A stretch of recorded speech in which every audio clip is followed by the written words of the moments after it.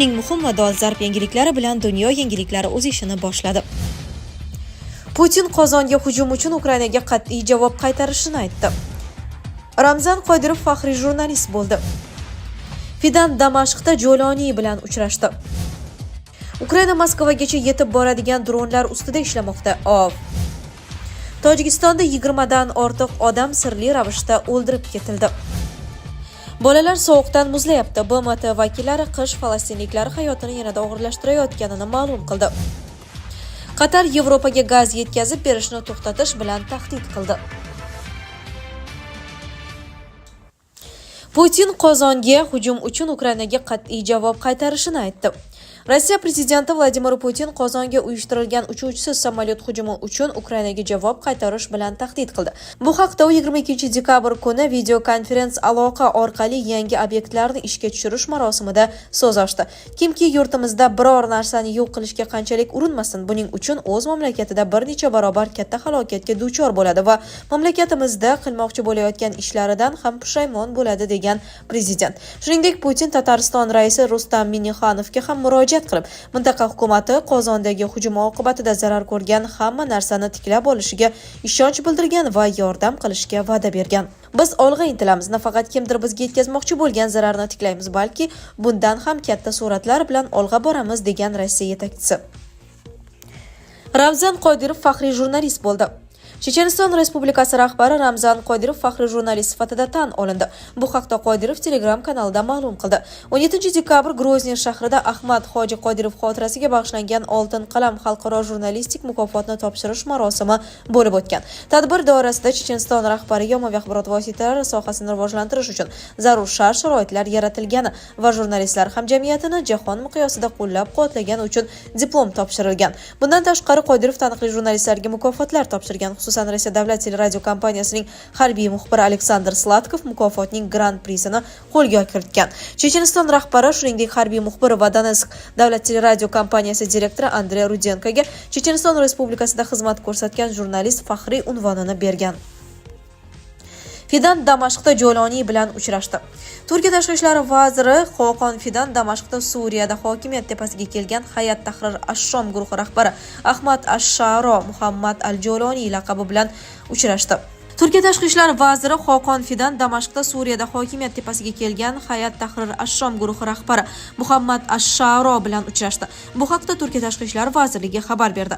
Bildirilishicha, uchrashuvda Turkiya tashqi ishlar vaziri o'rinbosari Nuh Yilmaz, Turkiyaning Damashqdagi elchixonasining muvaqqat ishlar vakili Burxon Kergo'g'li va Suriya muvaqqat hukumati tashqi ishlar vaziri Asad Hasan al-Shuboniy ham ishtirok etgan.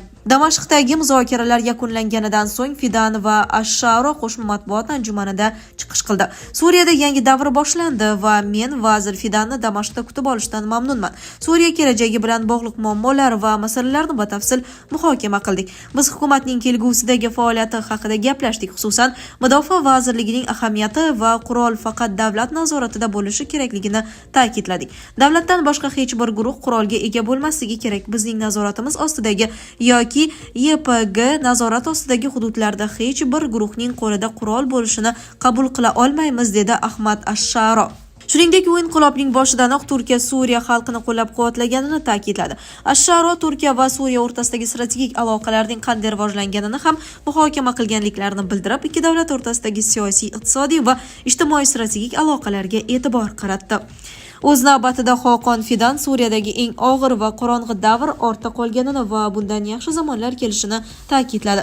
Uning so'zlariga ko'ra, Suriyadagi barcha etnik, diniy va mazhab guruhlari baxtliroq bo'ladi va suriyaliklar mamlakat kelajagini belgilaydi. Turkiya tashqi ishlar vaziri Suriyani xavfsiz, erkin va farovon mamlakatga aylantirish faqat Suriya xalqining sa'y-harakatlari tufayli amalga oshishini qo'shimcha qildi. Ukraina Moskvagacha yetib boradigan dronlar ustida ishlamoqda. Ukraina kelajakda G'arb yordamida muammolar yuzaga kelishi mumkinligi fonida o'z raketa sanoatini rivojlantirmoqda. Ishlab chiqilayotgan raketalardan biri Trembitadir. Bu haqda The Economist xabar berdi. Trembita 400 km/soat tezlikda erishishi mumkin va 200 km masofani uchib o'ta oladi. Biroq Moskvagacha yetib bora oladigan kattaroq model ham ishlab chiqilmoqda. Serial ishlab chiqarish yakuniy dala sinovlaridan keyin boshlanishi mumkin. E'tiborli jihati shundaki, odatda qurolni loyihalashdan jang maydoniga yetkazishgacha ko'p yillar ketsa-da, ishlab chiqaruvchilar bunday natijaga atigi 1,5 yilda erishadi. Trambeta dvigateli 1944-yilda birinchi marta nemis V1 bombasida qo'llanilgan $200 impulsli reaktiv dvigatelning zamonaviy talqinidir. Dvigatel turbasi hozircha xomaki ko'rinishda deyiladi xabarda. Sovet davrida Ukraina kosmik va raketa innovatsiyalari sohasida jahon yetakchisi edi.